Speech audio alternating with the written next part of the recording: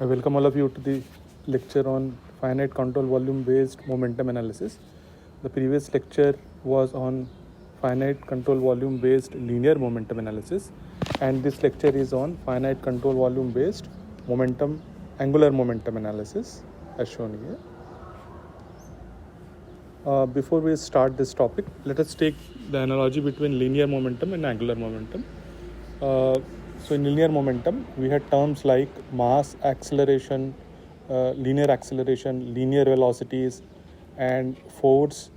Whereas when you go to the angular momentum, we have an analogous term that is presented here. Let us first start with mass. So in linear momentum, when you go from linear momentum to angular momentum, the analogous term corresponding to mass is as shown here as moment of inertia. Whereas when you go to linear acceleration, the analogous term is angular acceleration. Similarly, we have linear velocity, which is represented by u, and angular velocity, which is represented by omega. Note that this acceleration and velocities in linear as well as angular, they are vector quantities. The linear momentum is mass into velocity. Angular momentum is expressed as the product of moment of inertia and angular velocity. We have force is equals to, by Newton's second law of motion, force is equals to mass into acceleration, whereas analogous term when you go to angular momentum as shown here is moment is equals to moment of inertia into angular acceleration.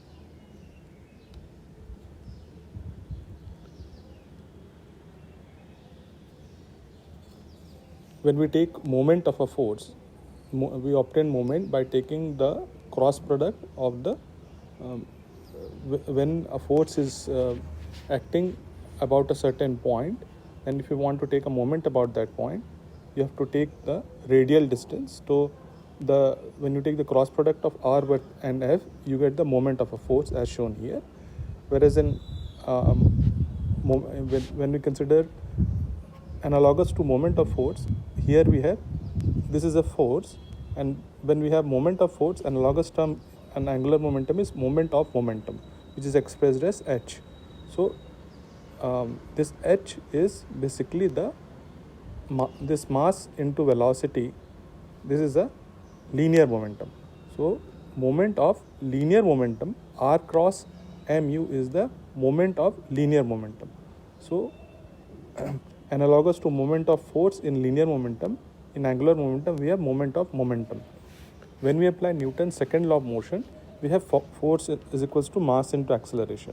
Now let us suppose if you take the moment on both the sides. So when you operate this with r vector, so if you take r cross f on the left hand side, you get r cross f is a momentum, and when you take r cross mass into acceleration, you get moment of momentum. So this h vector is representing the moment of linear momentum. Now when we apply Newton's second law of motion, in linear case we have force equals to rate of change of linear momentum, whereas in angular momentum we have moment is equals to rate of change of angular momentum.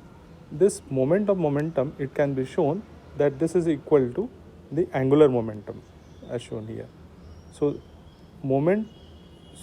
analogous to force in linear momentum, when we go to angular momentum, the term is moment, and this moment is expressed as rate of change of angular momentum or rate of change of moment of linear momentum as shown here. Note that this h vector here is representing moment of momentum, which is expressed as r cross mu. So this is the moment of linear momentum. This moment of linear momentum is equal to angular momentum, and when you apply Newton's second law for angular case, the expression is moment is equals to rate of change of angular momentum, or this can also be expressed as rate of change of moment of momentum, due to the fact that moment of momentum is equal to the angular momentum.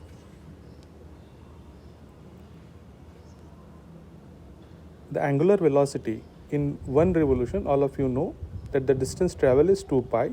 So if n is the RPM, revolution per minute, so in one revolution the angle subtended is 2 pi. So if there are n revolution, the total angle subtended is 2 pi n. If this n is revolution per minute, so you have to divide by 60 to obtain it in per second. So this omega is expressed as 2 pi n divided by 60, where n is the RPM.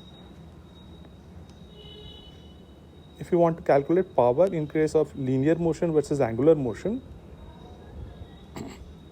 then power in a linear motion is given by force into linear velocity, and in angular motion it is given by moment into angular velocity. And angular velocity I had mentioned, it is 2 pi n, so you can write it as 2 pi nm divided by 60. So with this, in this slide I had shown you, when you draw an analogy between a linear motion versus an angular motion, then what are the various terms that you encounter? Mass becomes moment of inertia in angular motion, linear acceleration becomes angular acceleration, linear velocity becomes angular velocity, linear momentum becomes angular momentum, force you have moment. In linear motion you have what we have a moment of force, in angular it becomes moment of momentum.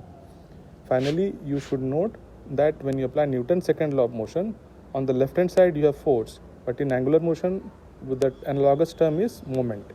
And on the right hand side of the Newton's second law of motion, in linear motion you have rate of change of linear momentum, and on the right hand side for angular motion it is rate of change of moment of linear momentum. Because basically when you operate this with r cross on the left hand side as well as right hand side, r cross f gives you moment, and r cross mu, that is this is moment of linear momentum, gives you h. So this is the expression that we'll be commonly using in this topic, which is where the Newton's law is expressed for angular motion as moment is equals to rate of change of moment of linear momentum.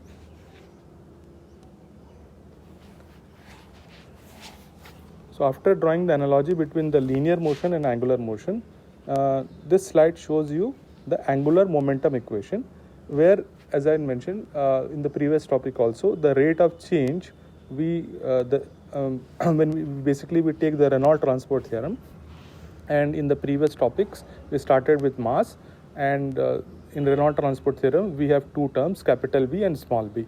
So the capital B is an extensive property and small b is an intensive property.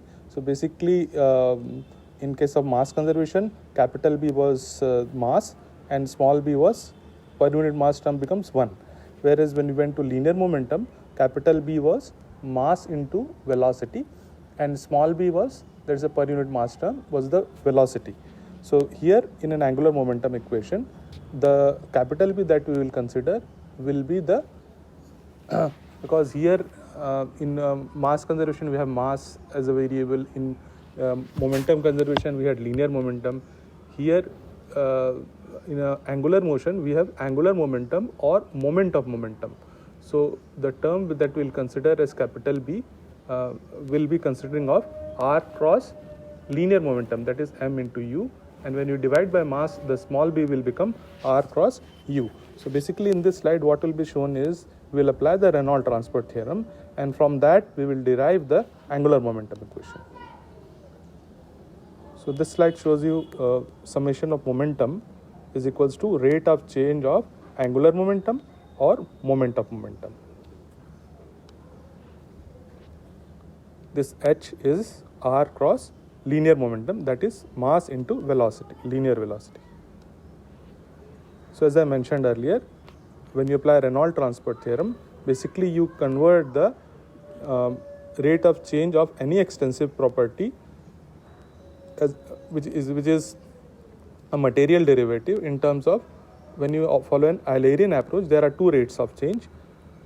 This is the first rate of change which inside the control volume, and this is the rate of change due to the mass flow rate across the surface of the control volume.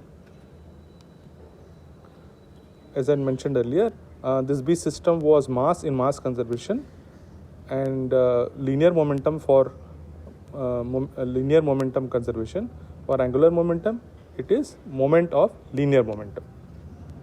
Now small b is capital B divided by mass. So if you divide this by mass, small b will become r cross u vector.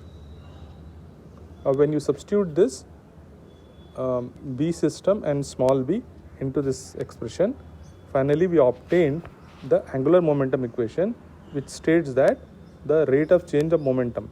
I had mentioned that the Newton's second law was originally proposed for fixed mass system, where this is the expression for fixed mass system. If you have a system which is having an angular motion, and when you apply the angular momentum conservation, then the summation of external moments is equals to rate of change of, this is the material derivative.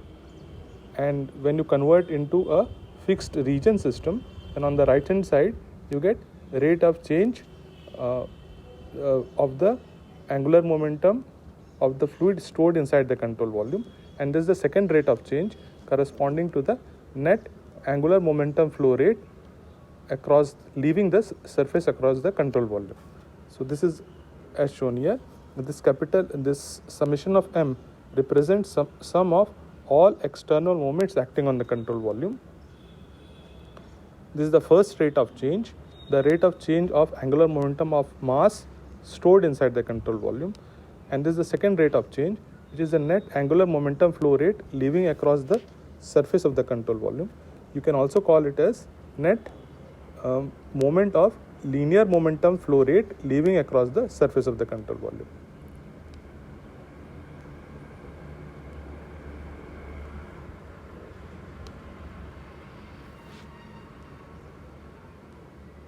We'll consider certain special cases, starting with the steady flow. So when you consider the steady flow, the first rate of change becomes 0, and basically the previous equation consists of only the second rate of change, and this equation represents summation of all the external moments acting on the control volume is equals to the net moment of linear momentum flow rate leaving across the surface of the control volume.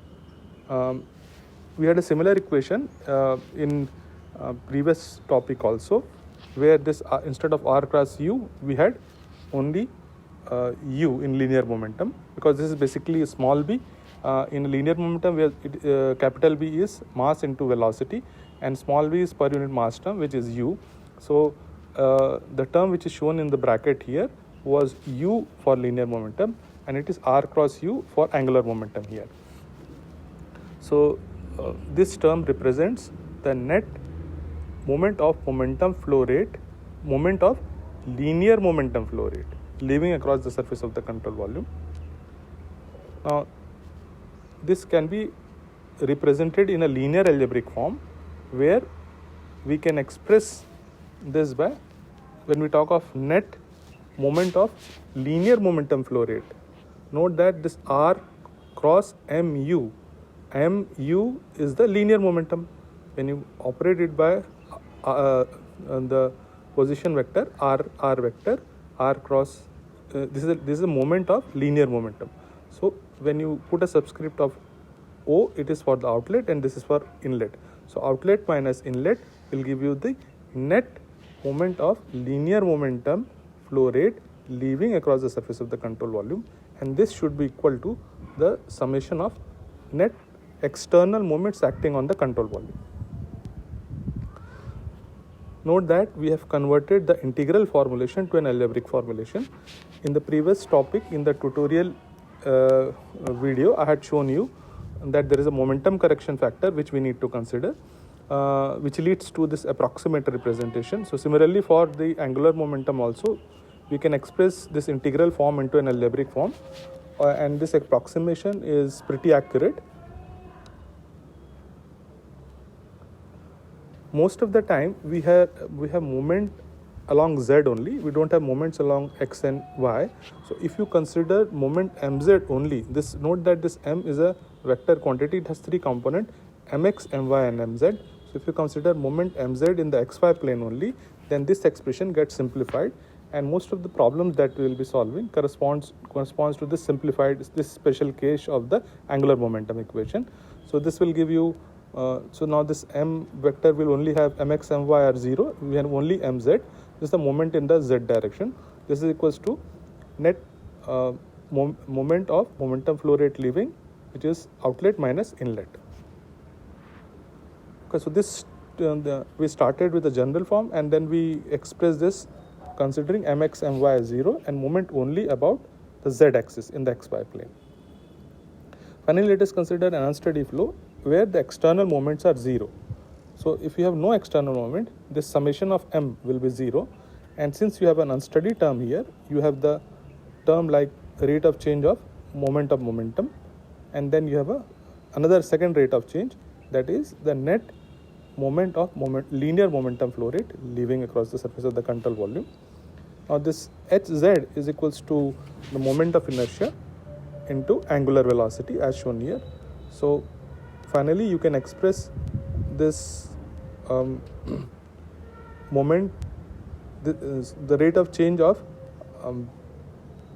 this is basically the rate of change of hz, this whole term, this is the rate of change of moment of momentum, and finally you can express this as moment of inertia into